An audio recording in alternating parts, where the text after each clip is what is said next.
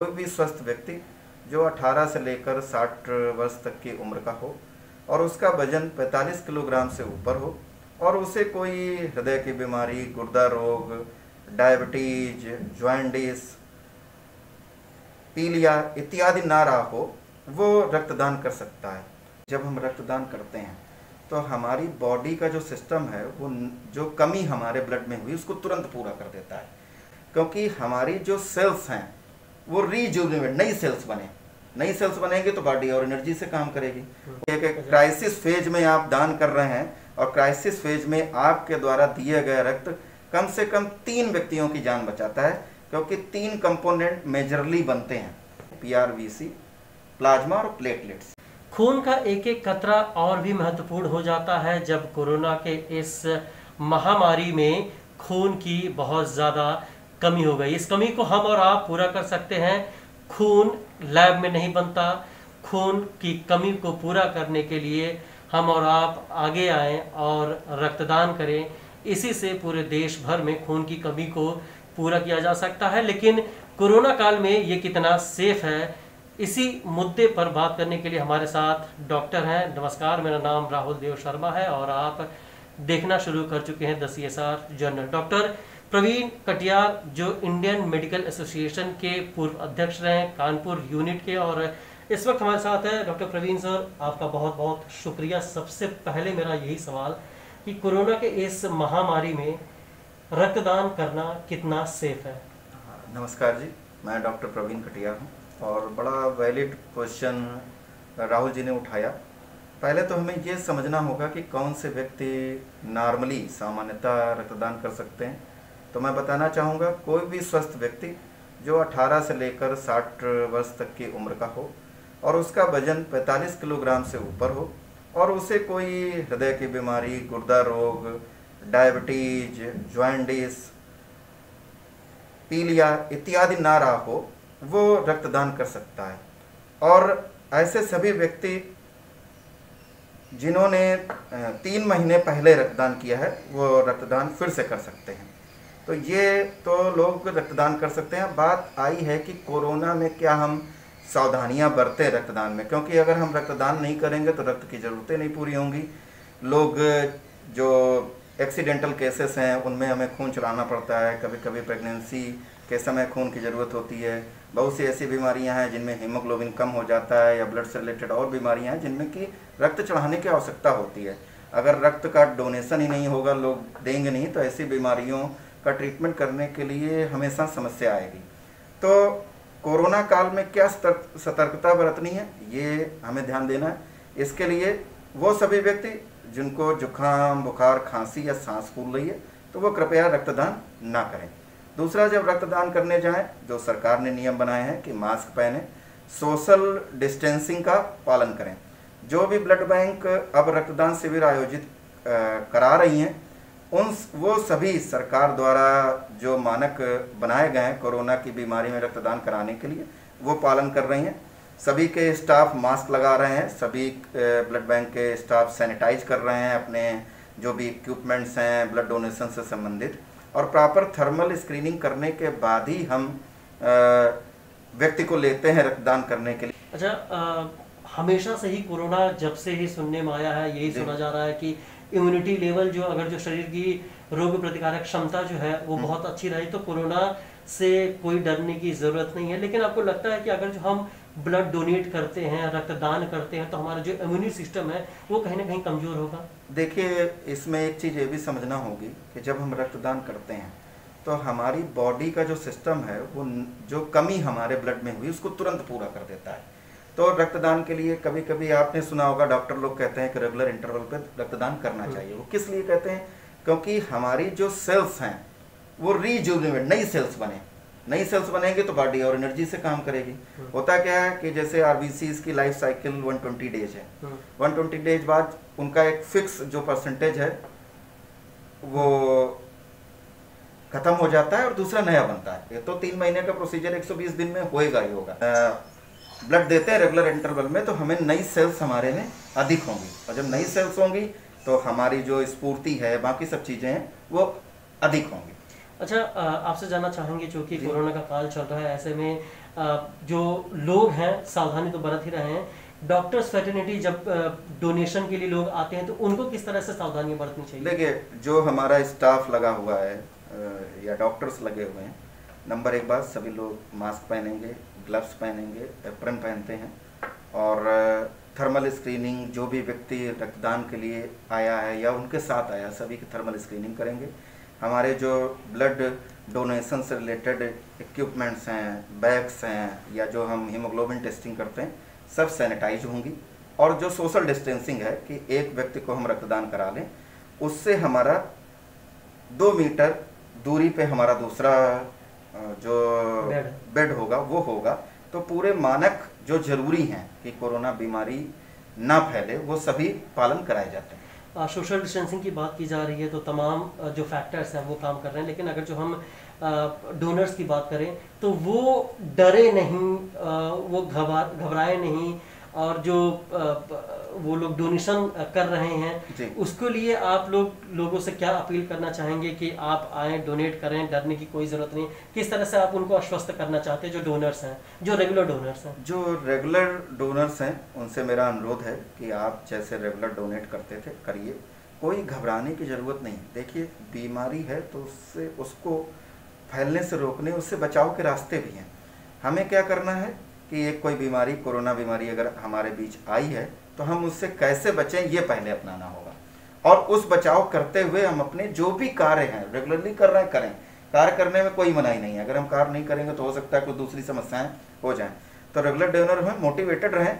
और आप ये मान के चलिए कि आप कोरोना पीरियड में रक्तदान कर रहे हैं तो पहले तो हम आपको दानी की संज्ञा दे ही रहे हैं, आप महादानी हैं। क्योंकि एक क्राइसिस फेज में आप दान कर रहे हैं, और क्राइसिस फेज में आपके द्वारा दिए गए रक्त कम से कम 3 व्यक्तियों की जान बचाता है। क्योंकि 3 कंपोनेंट मेजरली बनते हैं। जैसे एक होल ब्लड अगर हमने एक व्यक्ति से लिया तो उससे हम 3 कंपोनेंट बनाते हैं, PRVC, प्लाज्मा और प्लेटलेट्स।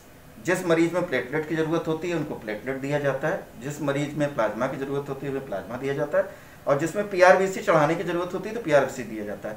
तो ये मान के चलें कि आपने 1 यूनिट रक्तदान किया, लेकिन उस 1 यूनिट से 3 कंपोनेंट बने, और 3 कंपोनेंट 3 अलग अलग व्यक्तियों की जान बचा रहे हैं। अभी आपने प्लाज्मा का जिक्र किया, हम आपसे जानना चाहेंगे, क्योंकि अभी हाल ही में बहुत सारे खबरें सुनने में आ रही थी कि प्लाज्मा थेरेपी से कोरोना ठीक हो रहा है जी। इसमें प्लाज्मा और इसके अलावा डोनेशन, इसका क्या तालमेल है और किस तरह से लोग सामने आए और प्लाज्मा और खून डोनेट करें तो ताकि कोरोना जो है? प्लाज्मा थेरेपी पे रिसर्च चल रहा है। अभी इसको ICMR ने कोई गाइडलाइन नहीं जारी की कि इसको यूज की जाए।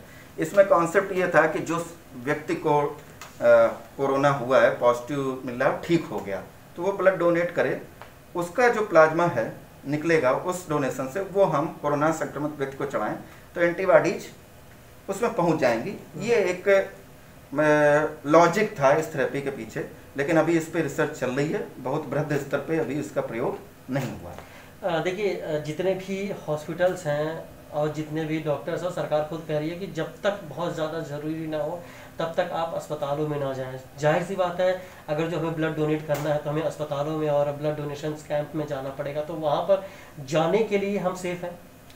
जाने के लिए बिल्कुल सेफ हैं। अब तो गवर्नमेंट ने यातायात के साधन भी खोल दिए हैं। देखिए, 2 चीज़ें हैं, आप नॉर्मल लाइफ जी सकते हैं बिना भय के। करना क्या है कि कोरोना जिन कारणों से फैलता है, जैसे कि आप फैलने के विषय में जानते होंगे, तो स्नीजिंग से फैलता है, छींकने से फैलता है। किसी को खांसी आ रही तो खांसी, तो उसके लिए क्या मानक बनाया गया कि आप सोशल डिस्टेंसिंग रखिए, कि कोई व्यक्ति खांसे भी तो आप तक वो ड्रॉपलेट ना आए, कोई से छींके भी। और मास्क क्यों लगवाया गया कि खांस और छींक आपकी अपने पास रहे, दूसरे के पास ना जाए, दूसरा इन्फेक्टेड ना हो। इसीलिए सोशल डिस्टेंसिंग और मास्क का पालन कराया जा रहा है, क्योंकि कॉमन रूट ड्रॉपलेट से है कि जो हम खांसते हैं छींकते हैं उसके ड्रॉपलेट दूसरे व्यक्ति में जाते हैं और उसको इन्फेक्ट करते हैं। दूसरा सरफेस टू सरफेस ट्रांसमिशन है। तो सरफेस टू सरफेस ट्रांसमिशन का मतलब क्या हुआ कि हमारी टेबल पे कोई व्यक्ति छींक गया, वो कोरोना पॉजिटिव था, उसका ड्रॉपलेट उस टेबल पे पड़ा हुआ है और हमने उस टेबल को साफ नहीं, सैनिटाइज नहीं कराया और हमारे हाथ उससे लग गए। वो हाथ हमने अपने मुंह, नाक और आँख के पास ले गए तो हमको इन्फेक्शन आ गया। तो दूसरी चीज़ क्या है, हम थिंग्स को सैनिटाइज करें। तो ये प्रॉपर मानक सब जगह फॉलो किए जा रहे हैं, और विशेषकर मेडिकल हॉस्पिटल्स जो हैं या लैबें हैं, इनका तो पालन करना हमारे लिए अनिवार्य है।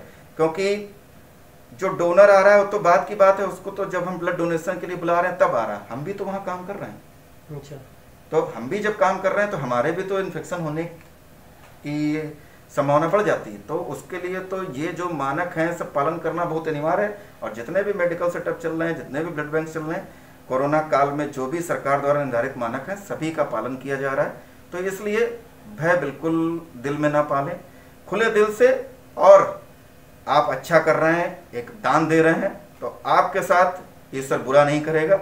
ये मैं मानता हूं कि आप अगर कोई चीज अच्छी करने जा रहे हैं तो आपका बुरा होने वाला नहीं। अच्छा, रक्तदान को लेकर बहुत सारी भ्रांतियां जी। हैं, हम डोनर डे भी मना रहे हैं। हम आपसे जानना चाहेंगे इन भ्रांतियों को किस तरह से तोड़ा जाए।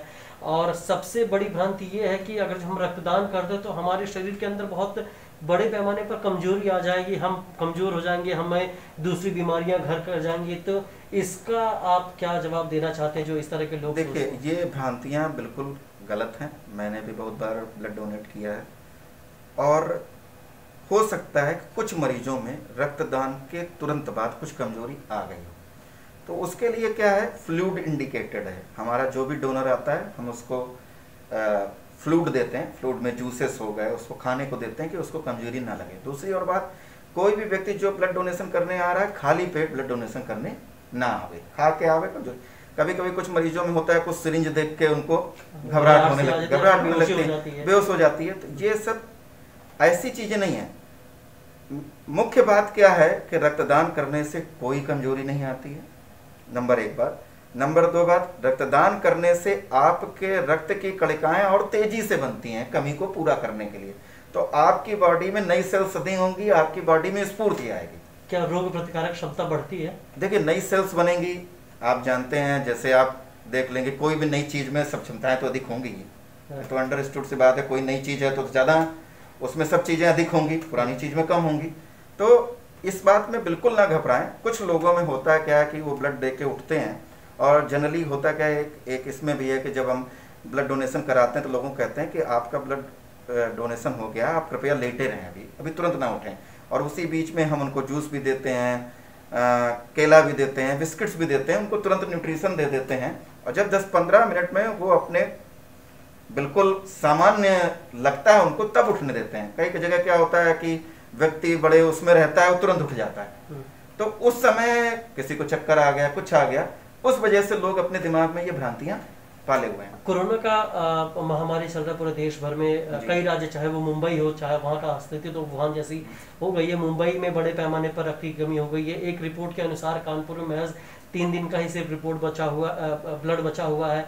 और इसके अलावा तमाम जितने भी राज्य हैं, वहाँ के मुख्यमंत्री बड़े पैमाने पर अपील कर रहे हैं लोगों से कि आप आइए, रक्तदान कीजिए, ताकि कोरोना के संकट से बचा जा सके। आप क्या इन सारी चीजों को किस तरह से देखते हैं? क्योंकि अपने देश में खून की कमी बहुत ज्यादा नहीं होती रही है। अब बीमारी पूरे विश्व में आ चुकी है, बीमारी के लिए इलाज ढूंढा जा रहा है, सब कुछ जा रहा है। अगर हम इस बीमारी से डरते रहेंगे तो हो सकता है कि इस बीमारी के बजाय हम दूसरी चीज़ों से अधिक प्रभावित हो जाएं। तो अब समय इस बात का है कि हम लोग आएँ, जोश से आएँ, और सब काम अच्छे से करें, डरे नहीं, और बचाव के जो भी मानक बनाया गया वो जरूर फॉलो करें। चलिए, डॉक्टर प्रवीण जी, आपका बहुत बहुत शुक्रिया द CSR जर्नल से बात करने के लिए। डॉक्टर प्रवीण जो बता रहे हैं कि कोरोना के इस संकट काल में डरने की ज़रूरत नहीं है। बड़े पैमाने पर अगर ब्लड की कमी हो रही है तो हम और आप सामने आए और इस कमी को पूरा करें। हम एक बार फिर से आपसे अपील कर रहे हैं, क्योंकि ब्लड जो है वो किसी लैब में नहीं बन सकता, कहीं नहीं बन सकता। हम और आप जब रक्तदान करेंगे तो यही जो खून है, खून का एक एक कतरा जो है वो दूसरे के शरीर में जाएगा, उनको सक्षम बनाएगा, और कोरोना के इस महामारी से हम सबको, हमारे और आपके खून का एक एक कतरा बचाएगा। Rahul Dev Sharma, the CSR journal, Kanpur.